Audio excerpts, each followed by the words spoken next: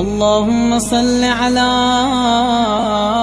محمد وآل محمد.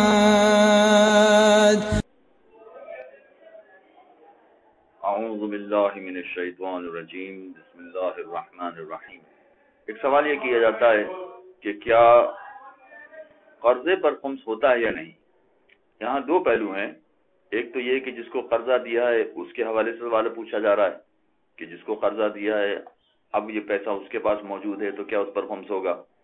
دوسرا یہ پہلو ہوگا کہ ہم نے قرضہ لیا ہے اور جس سے قرضہ لیا وہ قرضہ لینے کے بعد پیسہ ہمارے پاس موجود ہے تو کیا اس پر خمس ہوگا کہ نہیں ہوگا. تو یہ دو اعتبار سے سوال ہو گیا کہ قرضے پر خمس ہے یا نہیں. اگر فرض کیجئے کہ ہم نے کسی کو قرضہ دیا ہے اور ہماری خمس کی تاریخ آ گئی ہے تو ایسی صورت میں اب ہمیں یہ دیکھنا ہوگا کہ جس کو ہم نے قرضہ دیا ہے کیا اس سے قرضہ واپس ملنے کی امید ہے یا کوئی امید نہیں ہے. اگر اس سے قرضہ واپس ملنے کا اطمینان ہو، بھروسہ ہو، تو ایسی صورت میں ہمیں اپنی خمس کی تاریخ پر خمس نکالنا پڑے گا. اگرچہ یہ پیسہ ہمارے پاس نہیں ہے، ہم نے تو قرضے میں اس کو دیا ہوا ہے اور وہ پیسہ اس کے پاس پڑا ہوا ہے، مگر اس کے باوجود چونکہ ہمارا پیسہ ہے لہذا ہمیں اس پر خمس نکالنا پڑے گا، اس لیے کہ ہمیں اطمینان و بھروسہ بھی ہے کہ وہ پیسہ واپس کرے گا. لہذا یہ ہمارا پیسہ جو دوسرے کے پاس پڑا ہے لہذا اس پر خمس نکالنا پڑے گا. اور اگر ہمیں بھروسہ نہیں ہے، اطمینان نہیں ہے، ہم نے قرضہ تو دے دیا لیکن جس کو ہم نے قرضہ دیا ہے وہ کسی وجہ سے بھی قرضہ دینے کے قابل نہیں ہے یا قابل تو ہے مگر دینا نہیں چاہتا وہ قرضہ، تو اگر قرضہ واپس ملنے کی کوئی امید نہ ہو تو ایسی صورت میں اس پر خمس دینا واجب نہیں ہے. یعنی یہ سمجھا جائے گا کہ جیسے ہمارے پیسے ضائع ہو گئے، ہمارے پیسے خرچ ہو گئے.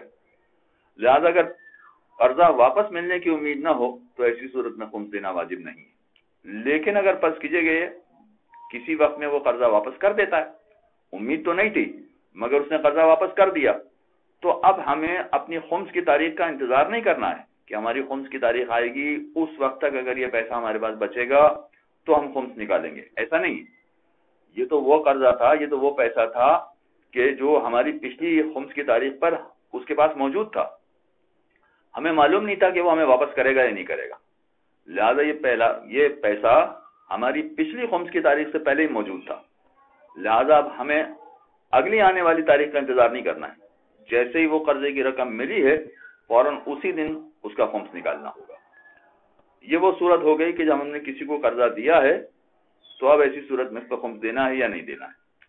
لیکن اگر فرض کیجئے کہ ہم نے قرضہ لیا ہے، اب قرضہ اگر ہم نے لیا ہے تو یہاں پر بھی دو صورتیں ہیں.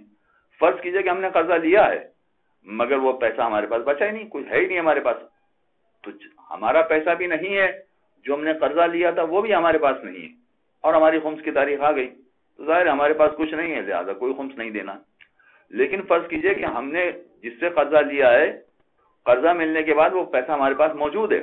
جیسے بہت سارے سرکاری دفاتر میں کام کرنے والے، بینک میں کام کرنے والے افراد، وہ ان اداروں سے ان کو لون ملتی ہے، وہ لون لے لیتے ہیں. لون لینے کے بعد پھر وہ اپنے اکاؤنٹ میں جمع کر دیتے ہیں، اس سے کاروبار کرتے رہتے ہیں یا اپنے اکاؤنٹ میں انہوں نے جمع رکھے ہیں بچی کی شادی کے لیے یا زیارت پڑھنے کے لیے، حج کرنے کے لیے، کسی بھی وجہ سے ان کے اپنے اکاؤنٹ میں پیسے پڑے ہیں. تو اگر وہ قرضہ ہم نے کسی سے لیا ہے، چاہے وہ ادارہ ہے اس سے لیا ہے یا کوئی عام آدمی ایک فرد ہے جس سے ہم نے قرضہ لیا ہے، اگر وہ قرضہ ہمارے اکاؤنٹ میں پڑا ہے تو اس قرضے پر بھی ہمیں خمس نہیں دینا ہے. اس لیے کہ اصل مسئلہ اس کا یہ ہے کہ قرضے پر خمس نہیں ہوتا ہے. لہذا اگر یہ پیسہ ہمارے پاس پڑا ہے، مثلا فرض کیجئے کہ 5 لاکھ روپیہ ہم نے جس ادارے میں ہم کام کر رہے ہیں وہاں سے ہم نے لیا اور جب ہماری خمس کی تاریخ آ گئی تو 5 لاکھ روپیہ ہمارے اکاؤنٹ میں پڑا ہوا ہے.